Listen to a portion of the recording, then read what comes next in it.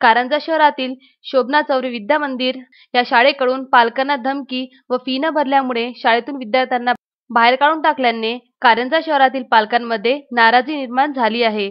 सविस्तर वृत्त असे की शोभना चौरे विद्या मंदिर कारंजा या शिक्षण संस्थेने शिक्षण क्षेत्राला काळिमा फासणारे कृत्य केले असून एका सामान्य शेतकरी पालकाला व मोलमजुरी करणाऱ्या पालकाला पैशाकरिता मानसिक त्रास देऊन त्यांच्या मुलींना पैशाकरिता शाळेतून बाहेर काढून देण्यात आले, अशी तक्रार पालकांनी व विद्यार्थिनींनी मनसे पदाधिकाऱ्यांकडे दिली होती। त्यामुळे मनसे पदाधिकारी सदर शाळेमध्ये विद्यार्थिनींना भेटण्याकरिता गेले होते। विनंती करून सुद्धा शाळेचे अध्यक्ष समोर आले नाहीत व सदर शाळेतील कर्मचाऱ्यांना विचारणा केली असता त्यांच्याकडून सुद्धा उडवाउडवीची उत्तरे मिळाले आणि विद्यार्थिनींनी उन्हामध्ये बसविण्यात आल्याचे दृश्य आढळून आले। या सर्व घडलेल्या प्रकारामुळे फीसाठी सक्ती करणाऱ्या व मनमानी लूट करणाऱ्या संस्थेवर त्वरित कारवाई व्हावी याकरिता मनसे व प्रहारचे पदाधिकारी व कार्यकर्ते निवेदन घेऊन गटशिक्षण अधिकारी कारंजा यांच्याकडे गेले होते। या विषयावर गटशिक्षण अधिकारी यांनी उडवाउडवीचे उत्तर दिल्यामुळे गटशिक्षण अधिकारी यांच्या कार्यालयामध्ये मनसे सैनिकांनी तोडफोड केली। सदर प्रकरण चिघळणार म्हणून शिक्षण अधिकाऱ्यांनी आपला मोर्चा शोभा विद्या मंदिर येथे नेऊन संस्था अध्यक्षांना बोलावले, तेव्हा संस्था अध्यक्ष हे पोलीस संरक्षणात तेथे आले व त्यांनी मनसे आणि प्रहारच्या तक्रारीचे निराकरण करून त्यांना लेखी आश्वासन देऊन समाधान केले।